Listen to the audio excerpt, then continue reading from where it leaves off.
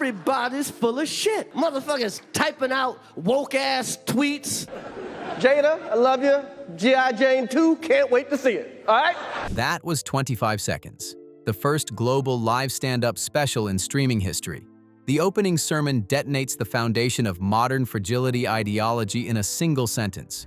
Words hurt has never been punched in the face. Listen to the cadence, the conversational setup, the false concession, the questioning lift, the sudden hammer.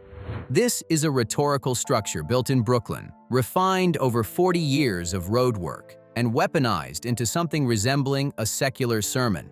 The setup is the drum roll. The kill quote is the altar call. The audience is the congregation. The body delivering it is the testimony. And the testimony, after March 2022, carries a piece of physical evidence the rest of comedy cannot match.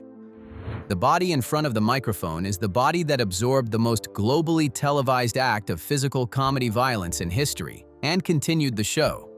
What follows is a 10-segment forensic walkthrough of that testimony. Every kill quote carries the same architecture. Every premise gets dismantled at the same crescendo. And every line lands harder because the body delivering it is the proof. The selective outrage asymmetry. The thesis lands. Now comes the case file. The pulpit begins by exposing the central machinery of modern outrage. The argument is not that cancellation is wrong on principle. The argument is that cancellation is selectively applied based on entertainment value. Two artists, identical alleged conduct. One gets streamed by the same audience that boycotts the other. The hypocrisy is not subtle. The hypocrisy is structural, and the example is calibrated to make the point impossible to argue with. Both artists are the subject of documented public allegations. The accusations are functionally equivalent. The cultural treatment is opposite. The only variable that has changed is the music. Watch the slow build into the cleanest reduction in the entire archive. The congregation erupts. The selective outrage doctrine has just been reduced to a streaming algorithm preference. The moral architecture collapses into a playlist. The victimhood economy. The pulpit shifts from the audience to the marketplace. Modern attention is a currency. The supply of public regard is finite. The demand for it is infinite. The question now is taxonomical. What are the legitimate ways to acquire that currency, and what are the lazy ways? Showing off requires money. Notoriety requires risk. Excellence requires decades of unglamorous work. The fourth method is the one that has metastasized into a generational identity engine. The room goes still. The doctrine just protected its flank, preserved the dignity of genuine survivors, while permanently ejecting performative trauma from the moral economy. The architecture is unassailable. The performative corporate activism. Now the sermon turns institutional. Multinational corporations have discovered that ideological branding sells better than the product. The storefront window doesn't advertise yoga pants. The storefront window advertises moral alignment. The product is the surcharge. The politics is the actual purchase. The pulpit refuses the frame. Not by debating the politics, by forcibly returning the conversation to the only thing the corporation actually does, and the only thing the customer actually needs. Working-class economics versus performative branding. The pulpit just won.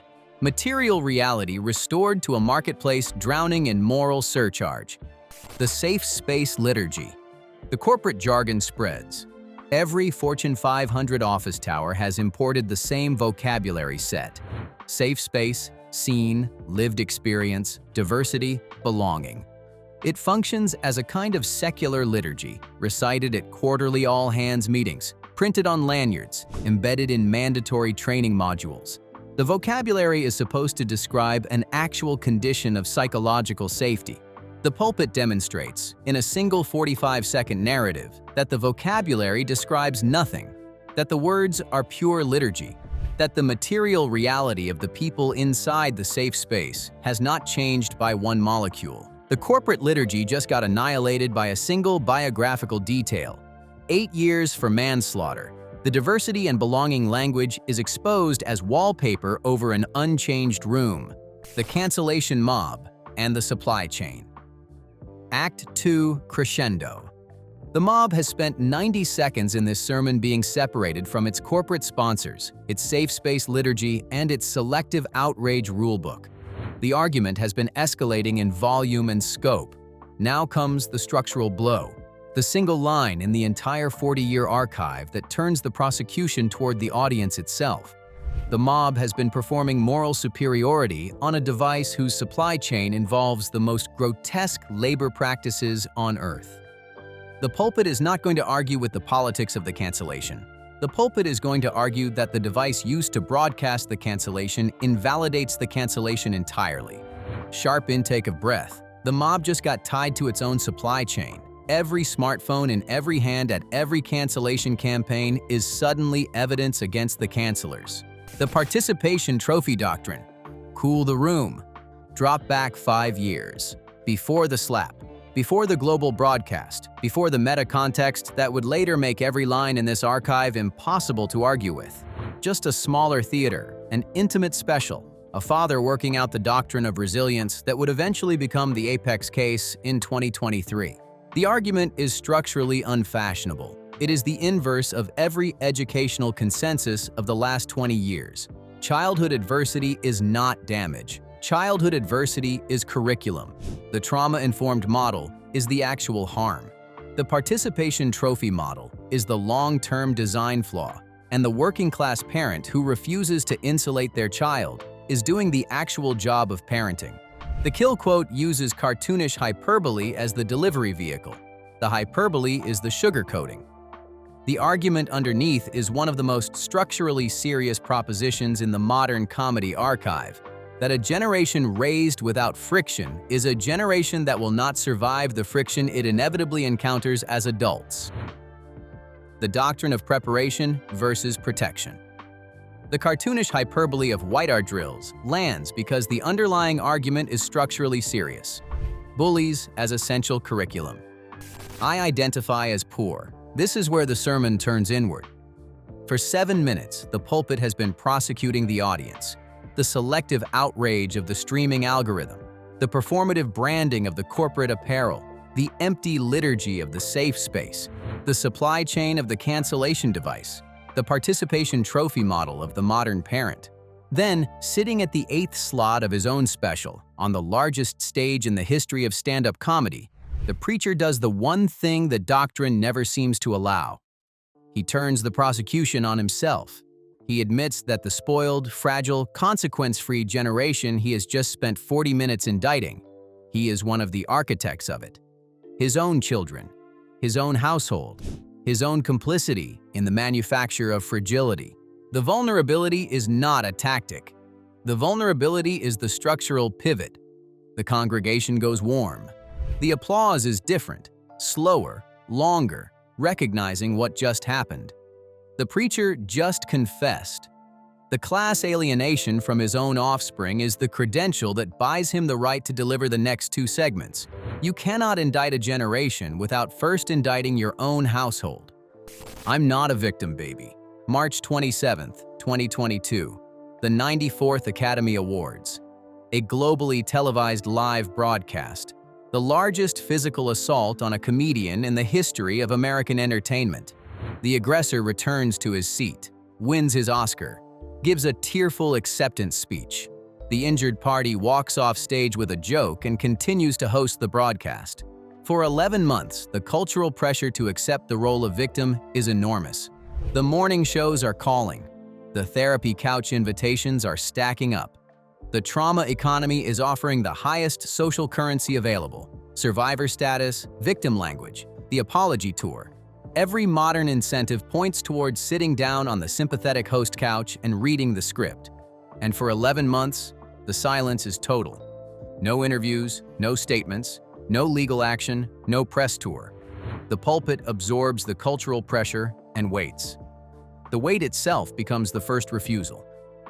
By the time the global live broadcast arrives in March 2023, the audience has been primed for almost a year to expect the victim version of the story. The pulpit refuses the entire economy, not by minimizing what happened, by rejecting the script the culture has prepared for what happened. The room recognizes the receipt. The pulpit has just produced the unassailable physical evidence of its own doctrine. The body in front of them is the body that absorbed the slap and refused the couch. Don't fight in front of white people. The congregation is now waiting for the answer to the only question the entire culture has been asking for 11 months. Why didn't he hit back? Why did he stand there and absorb it? Why did he not press charges? Why did he not retaliate? Why did the largest, most globally broadcast act of physical comedy violence in modern history end with the injured party making a joke and continuing the show? The morning shows have proposed therapy. The think pieces have proposed trauma response. The cultural commentary has proposed dignity. Every one of those proposed answers comes from the same modern emotional vocabulary the entire sermon has been dismantling for the past 12 minutes. The actual answer comes from a vocabulary that predates all of it. The generational, working class, Brooklyn pulpit vocabulary that the modern apparatus does not have a category for. And the answer is delivered as the closing line of the whole doctrine. Total eruption. The congregation is on its feet. The doctrine has just produced the apex line of the entire archive. Generational discipline, working class memory, racial inheritance, parental authority, all collapsed into a single working class punchline that bypasses every modern therapeutic framework. The body is the receipt. The voice is the pulpit. The discipline is the inheritance. And the slap is just the latest scar in a doctrine 40 years deep.